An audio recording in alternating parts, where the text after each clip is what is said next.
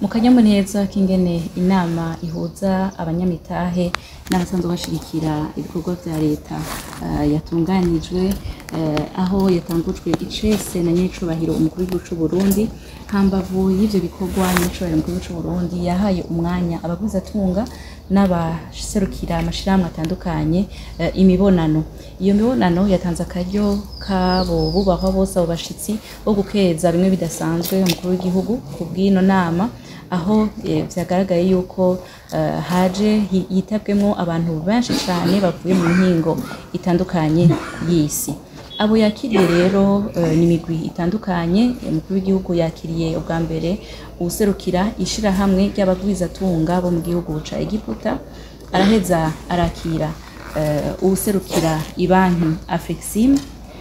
Inyuma yaho arakira abashitsi abagwizatunga bavuye mu gihugu ca Oman, aho bari barongowe n'urongoye ishirahamwe ihingura icayi muri Oman.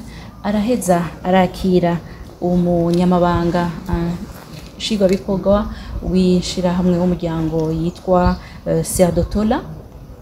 Inyuma yaho araheza arakira kandi userukira igisata kiraba ivy'iterambere PNUD ku rwego rwa Afrika, asanzwe akurikirana cane cane ivyerekeye uburyo bashigikiza ibihugu vya Afrika. Yakiriye kandi n'abashitsi baje baserukira ishirahamwe mpuzamakungu isanzwe ikurikirana ivy'iterambere PNUD ku rwego rwa Afrika, ahaje icegera c'uraba igisata kiraba uburyo bushigikira ibihugu vya Afrika.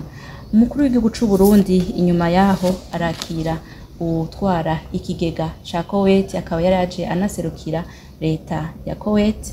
Mu nyuma arakira umugwi munini cane w'abagwizatunga bavuye mu bwami bwa Maroc. Inyuma yaho araheza kandi arakira n'ishirahamwe ryitwa Neotech ry'ababirigi risanzwe rishigikira mu gisata c'indero.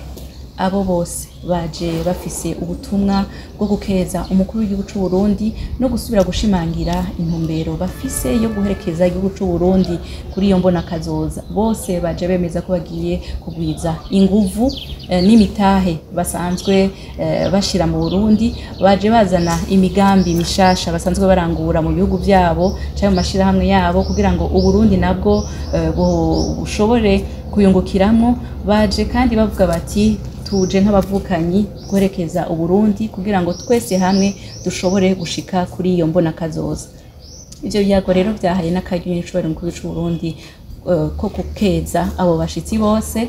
Aragenda atanze n'intumbero yuko vuba bwango hashigwaho imigwi yo gushigikirana, imigwi yo kuganira ingene hovamwo imigambi igaragara iboneka mu bisata bitandukanye, ibisata bihagaze cane cane kuri bwa butunzi kama Uburundi bufise, ari nabwo buzoshobora gushikana Uburundi ku mbona kazoza. Ubwo nabwo murabizi igisata c'uburimyi, igisata c'amasoko ntangaguvu n'ubutare, ibisata by'ubuhinga bwa none, amasoko ntangaguvu n'ibindi n'ibindi.